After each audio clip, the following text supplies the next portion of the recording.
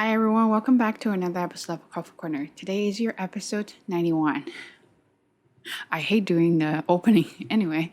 So it took me a while to get Bob up there, but you know what? Finally we got him. Today we're going to talk about let them theory. So before we dive into that topic, let's introduce how I got inspired to do this topic.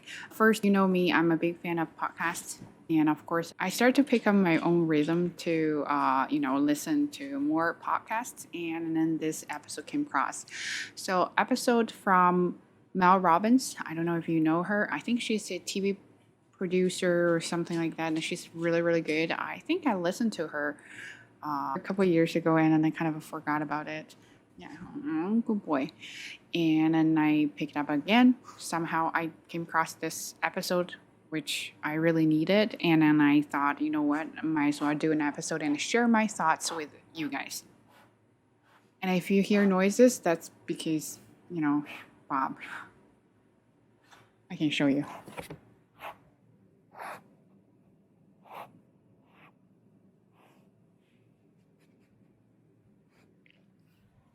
Okay, so yeah, that is Bob.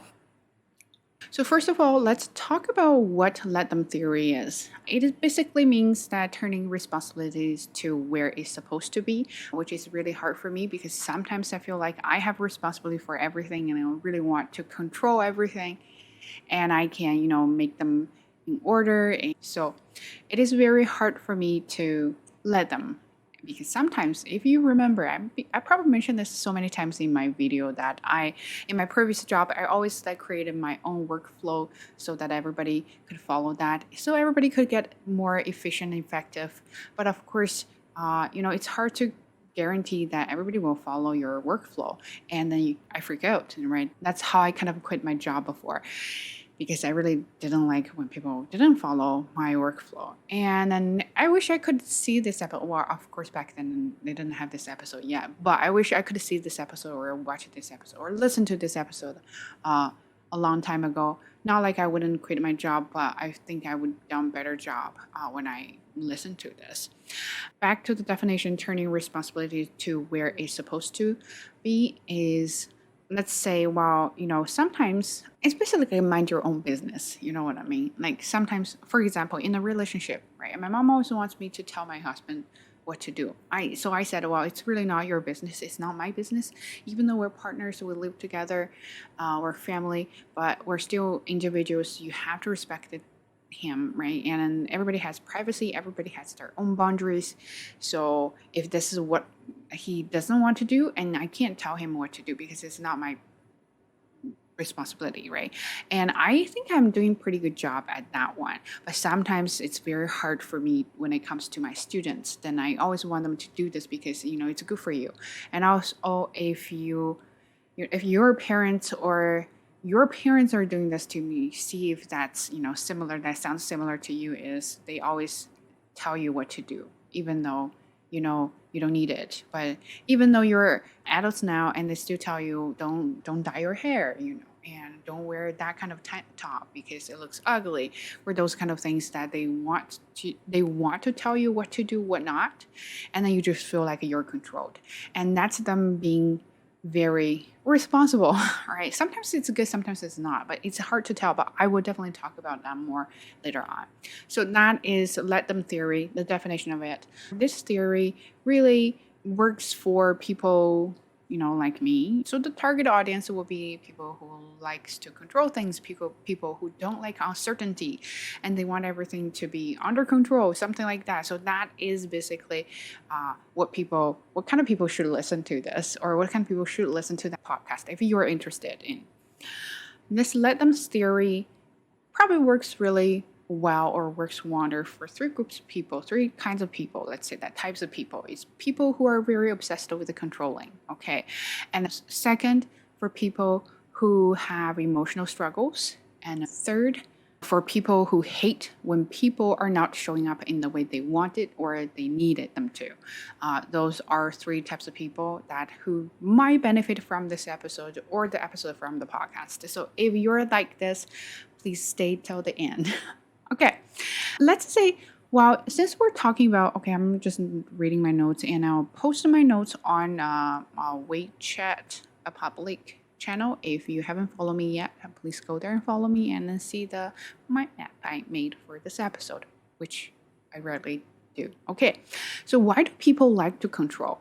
First, you fear uncertainty. You don't know about future, and especially this happens more often on parents, right? Especially when you have overbearing parents, they really want to control everything. And I'm not sure if you had that kind of parents, but I definitely did.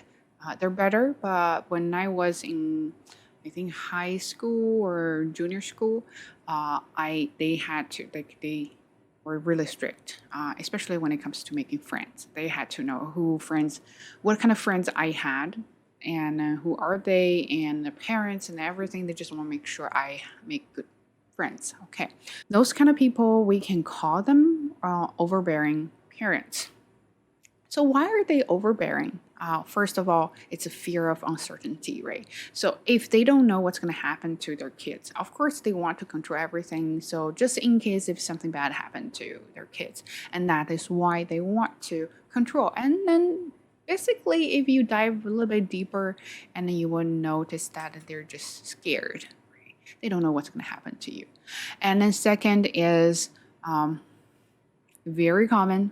It's kind of like a form of love, right? They really love you so much. They want to map out your life so you don't have to worry too much.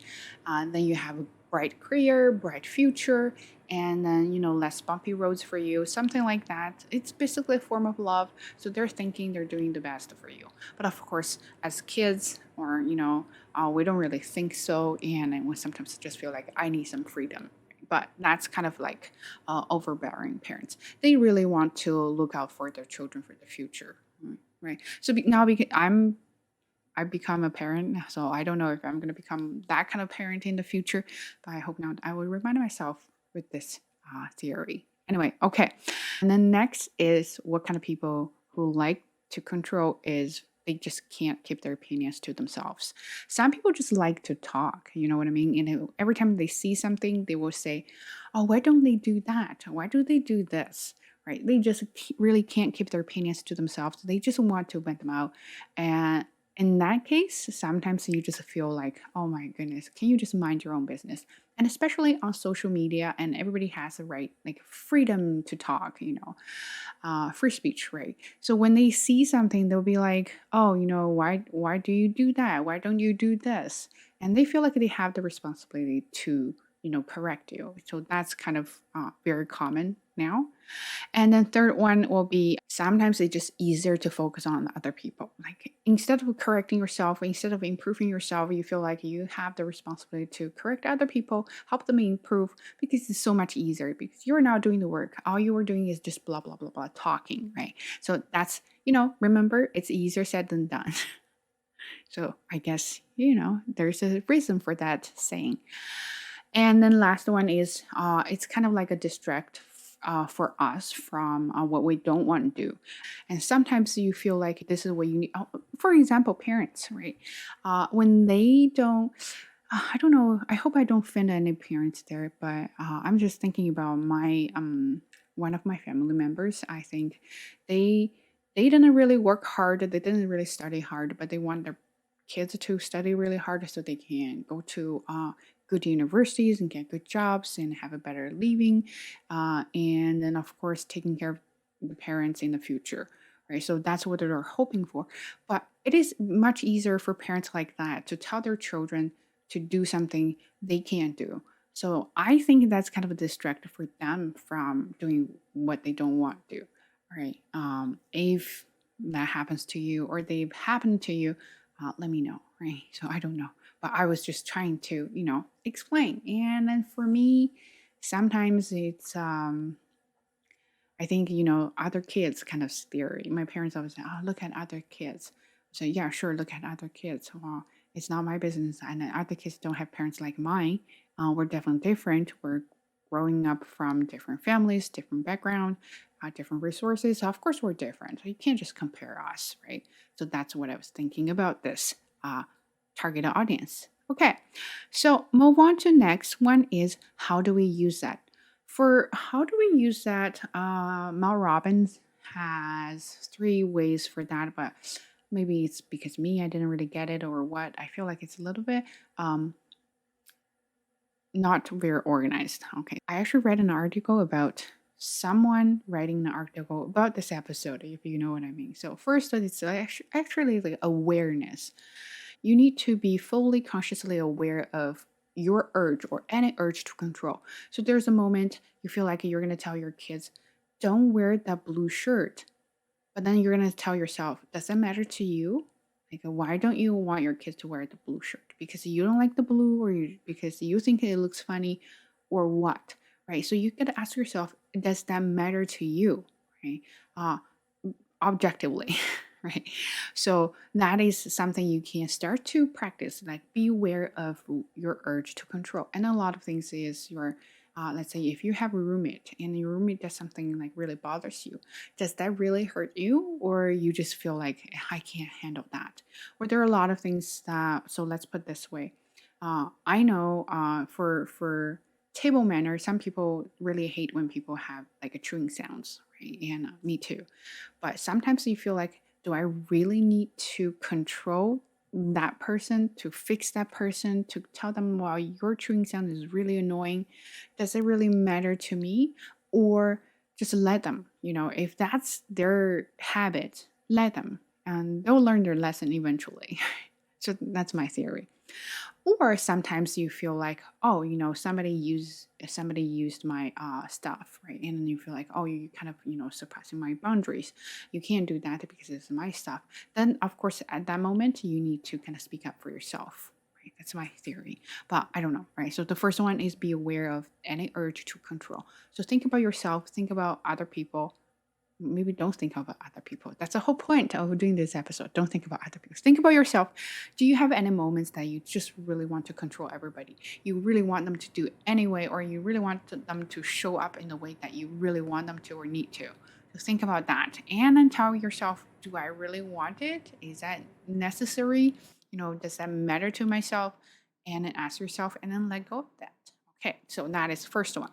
Second one is, of course, acceptance. So you have to really, what you realize that everyone is different. Everyone has their own pace, right? Everyone has its own unique journey. You just gonna let them flow as its own pace. That's what I learned from this podcast and an article I read. Sometimes it's very hard, I think, especially for parents. And if you know that it's so competitive on any social media about anyone, that if you have something and other people have the same thing, and then they develop at a very different pace, and then you feel like you're falling behind, and then that's when you get anxious. That's when you feel like, oh well, why can't you just stop and wait for me? And that actually reminds me of another thing, is sometimes you feel like I feel jealous of what other people do. It's I feel like, why can't you just stop and wait for me? I think I did an episode of that. Sometimes other people or other of my friends are jealous of what I'm doing right now because they feel like, oh, you're doing too fast, so why can't you just wait for me? So it's like you have the urge to control what other people do so you can catch up, or so you can drag them down to your level, and then you stay the same, and you don't have to be very jealous of them. All right, that is something you need to realize, that maybe they're just smarter than me, right? So maybe they can do things faster than me. Then you just let them go and do faster than what you do. And then sometimes you feel like you can do something really more efficiently, effectively, more like, quickly, and then you just go ahead, you do it. You don't want to control other people. So I'm going to slow myself down, or I'm going to slow other people down so we can do something at the same pace. It's really hard because people are different. People are really different, especially since I have a baby. That I realize every baby is different. If every baby is different, how come every person can't be different? Right? You just think about that. So we're really different. Okay. The next one is, of course, detachment. You have to just let things go, right? It's very hard, especially when it comes to emotions, and especially when you are in a really dark hole, and you just can't let all the negative emotions go, or negative opinions go. And then I feel like I in the very early episodes, some of people actually comment in my videos about my accents or other things and intonation. I did receive some negative comments, and it was very difficult for me to let go of it. And also things like statistics of my whole channel. They do analysis. I hate those analysis stuff reports, and it shows me uh, what a loser I am. You know what I mean. And then I feel like, oh, it's just depressing. Now, why can't they do this? Why can't they do that? And why can't they just like me, follow me? Those kind of things that when I think, it's just very hard for me to control things that are uncontrollable. You know what I mean? So I have to just let them go. I realize there's things I can't do. There's things I can do. So I'll do what I can and just let go of what I can't. And that's what we call detachment. You just have to let those kind of things go. Okay. So after that, of course, you're gonna really. So I mentioned this before. Self-reflection. I think it works really well for me. So I don't know if you ever practiced that, but if you haven't, definitely go ahead. I really like it. Uh, you can observe yourself. When you start to practice those kind of things, and of course, you can't just remember it's our as a human being, everything is not linear. So it has ups and downs. Sometimes it's good, sometimes it's not. And you have to tell yourself, like, sometimes I do really do well with this theory. Sometimes I just can't, which is fine. But you acknowledge that and then you keep doing, and then you notice your improvement. Maybe you feel lighter. When I found out this theory, and I start to think about myself, and I start to really practice for kind of a couple of weeks, and I start to realize that that kind of feeling for women. Okay, if you wear bras and by the end of the day you unhook your bra, and this is how I feel. I unhook my bra and I feel right. So that's how I feel about this theory. Let me know after a while you practice that, how do you feel? But you have to observe yourself, see your improvement, see your struggles, and write them down, and see if you can find solutions to it. Right. So that is observation. And the last one is you get to keep practicing. It's like learning any kind of skills. You have to keep practicing, right? You can't just say, "Oh, I learned it," and that's it. For learning journey, especially for adults, it's very hard to learn something, acquire something, and then you stop and you have it. It's always like you learn it, you have it, you stop learning, you lose it, right? So you have to keep practicing. So that is how you can use it. In Mel Robbins' podcast, she said 3 ways to use it, but I read the other article. I think she did a really good job summarizing what's going on in that episode and then came up with 5 steps. But hopefully that helps you recognize or learn this theory, and let me know.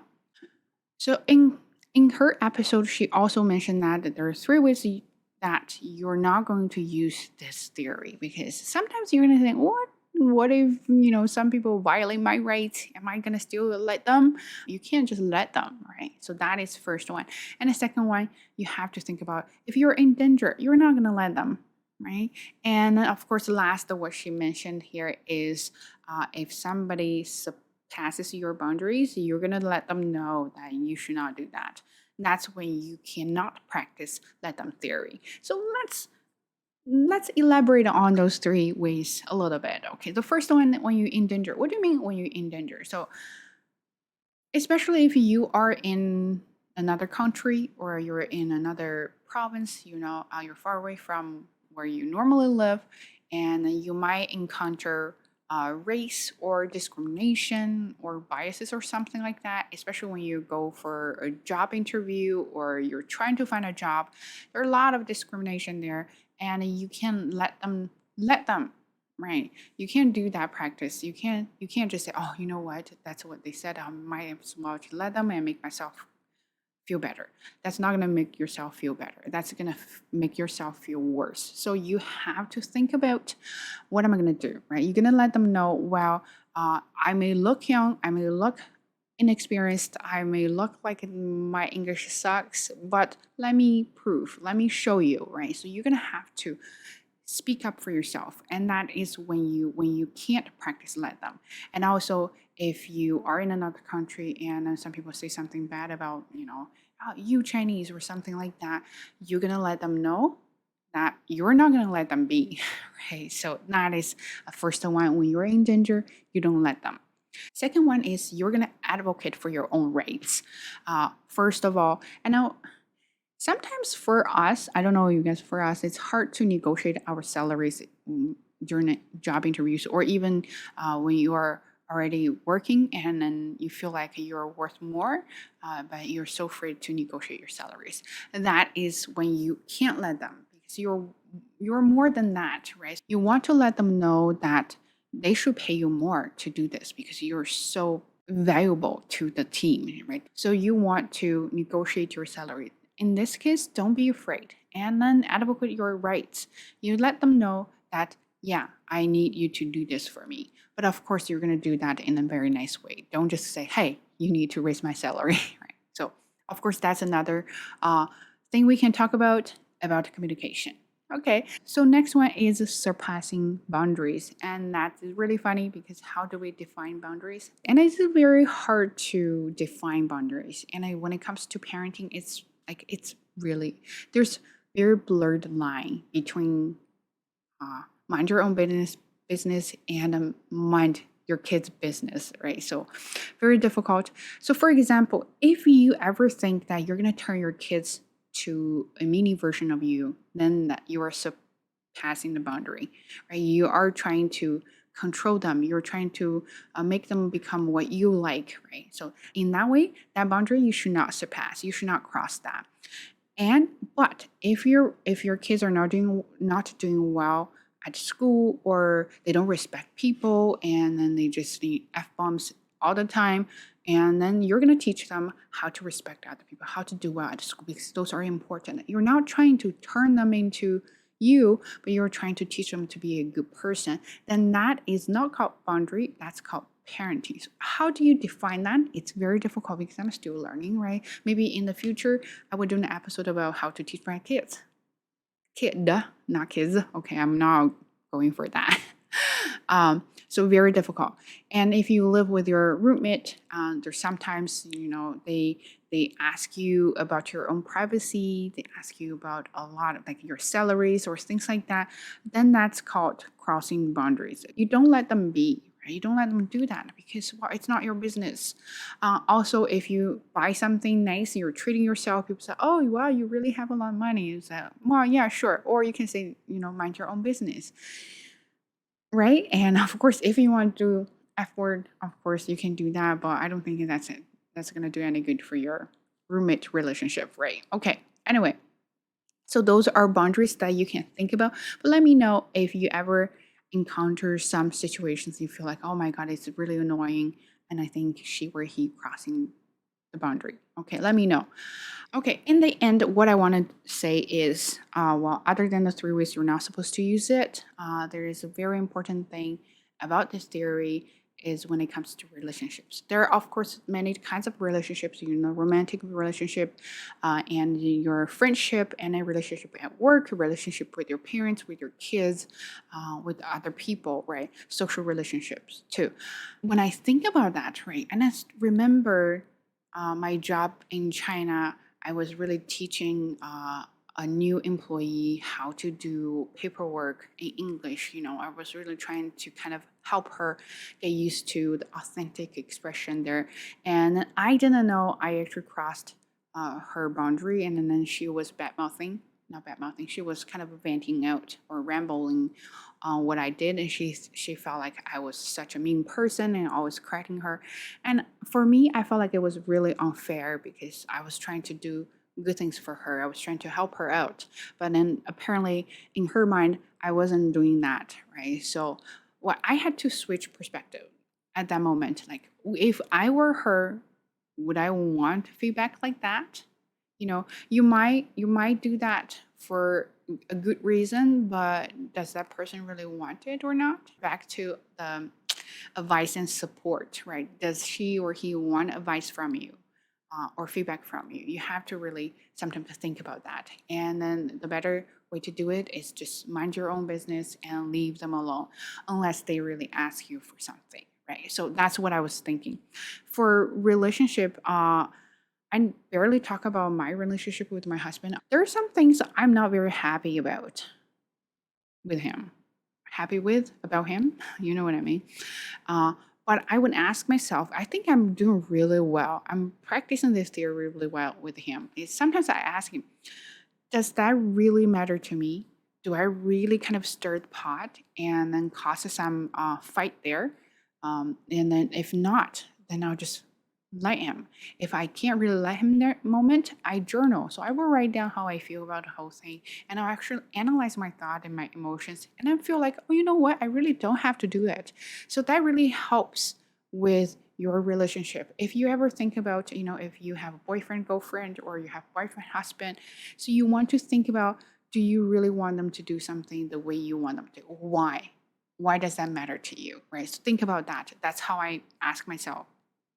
Sometimes, um, sometimes I hate when he puts things away because I can't really find them.